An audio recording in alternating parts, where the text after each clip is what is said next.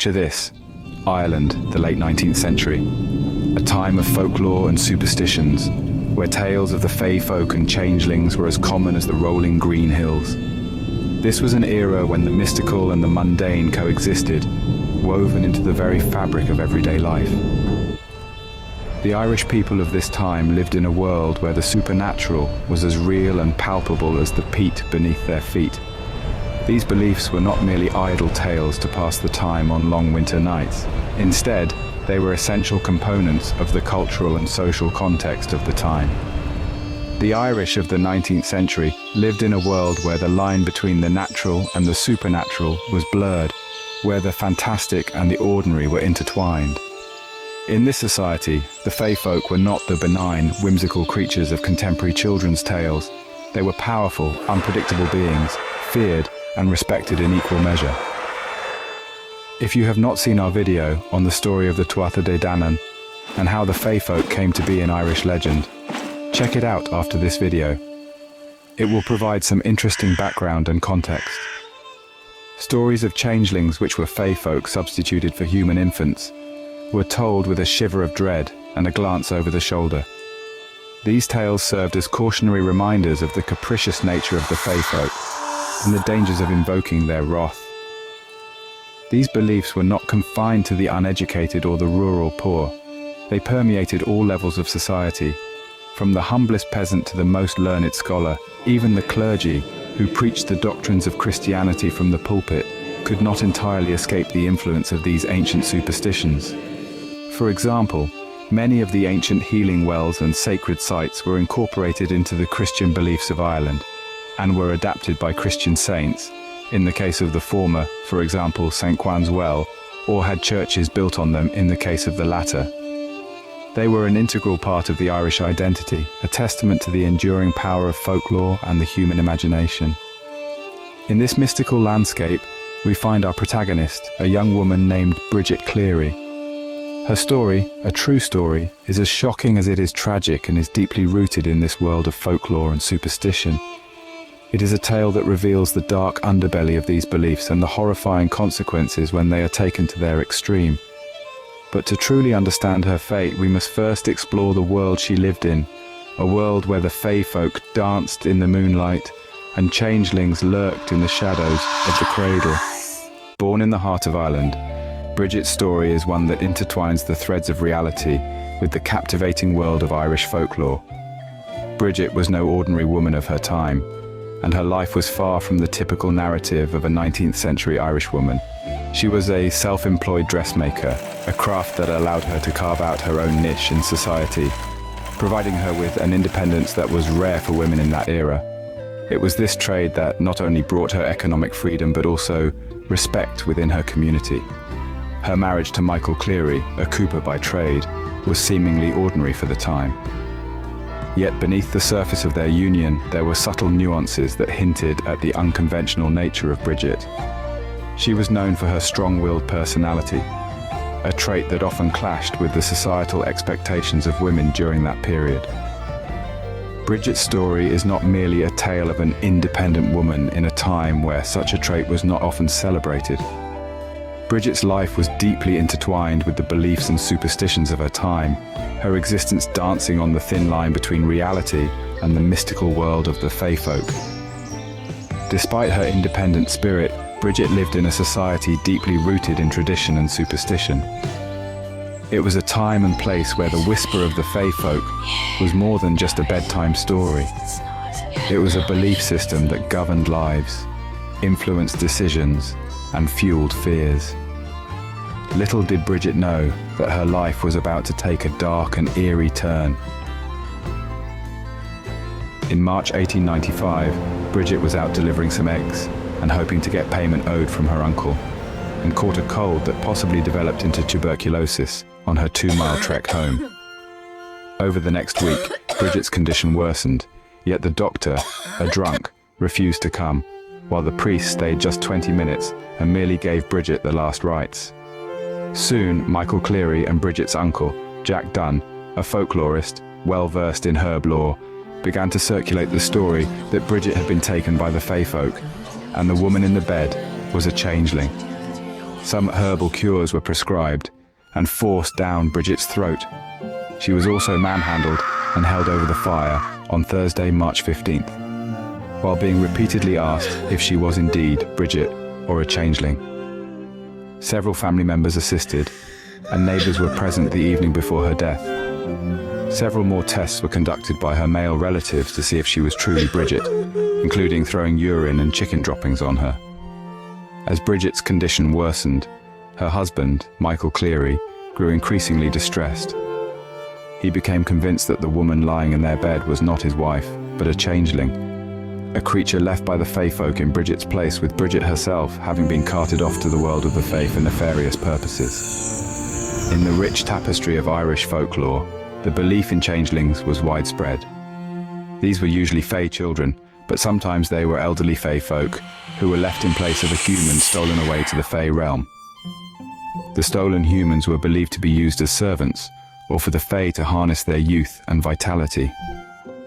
Changelings were said to mimic the appearance of the taken individual, but could not completely hide their true Fae nature. Michael, driven by this belief, was convinced that his true wife was trapped in the otherworldly realm of the Fae, while a deceptive Fae creature occupied her place.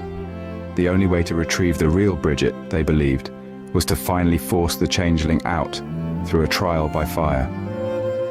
The terror of losing his wife, compounded by his deeply rooted beliefs and the validation of respected community figures, led Michael down a path from which there would be no return. He was prepared to do whatever it took to get his wife back, even if it meant resorting to the unthinkable. In the grip of fear and superstition, Michael Cleary was about to commit a horrifying act.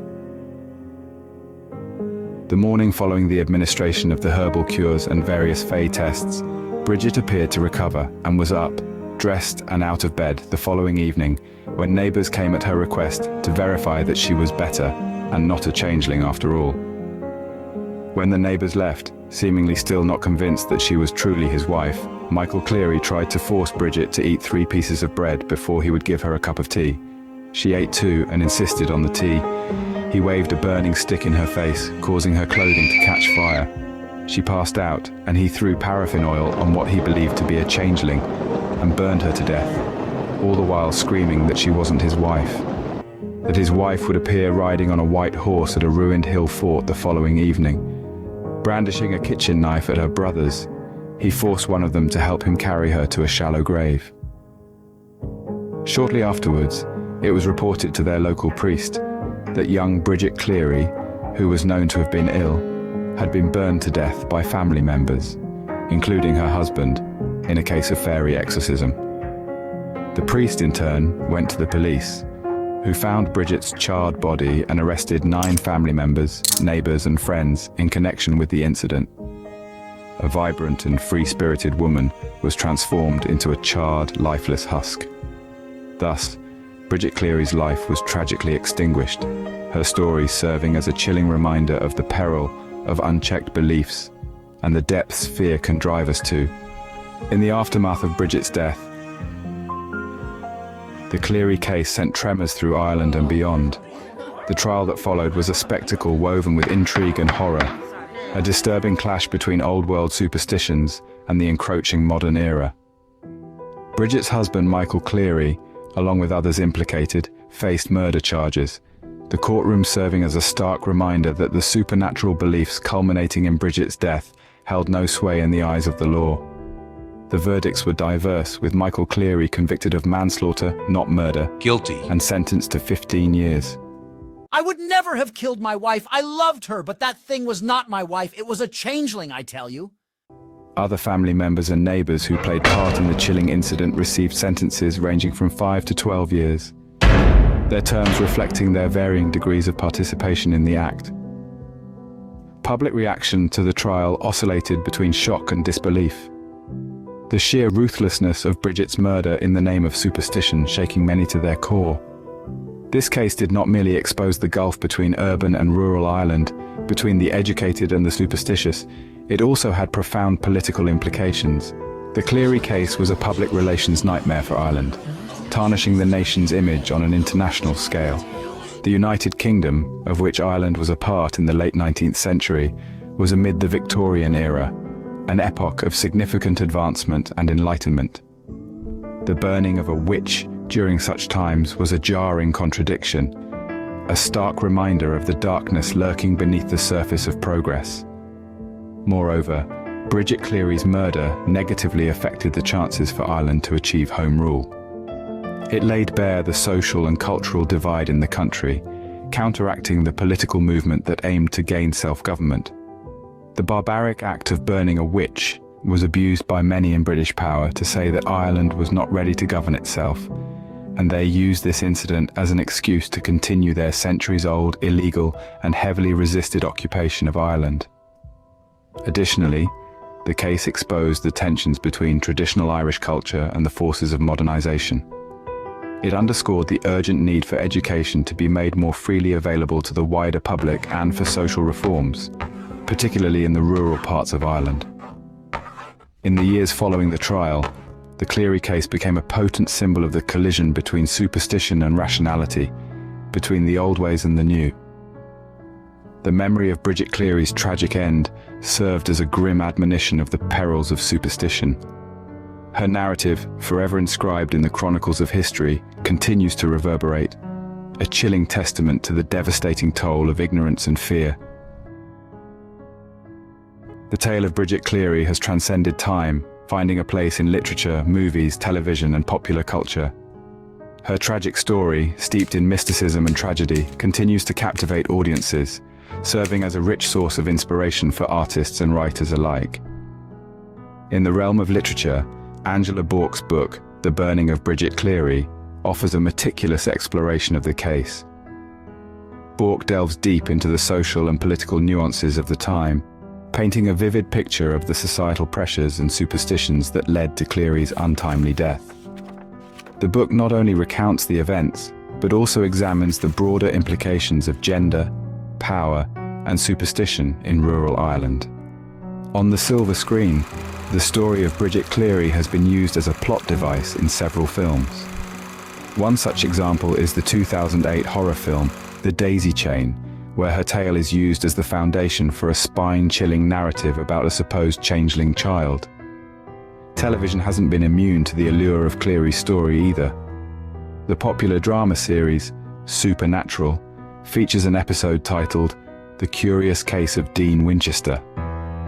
In this episode, the protagonists encounter a character named Bridget, who shares a similar fate to Cleary, adding a modern twist to the age-old tale.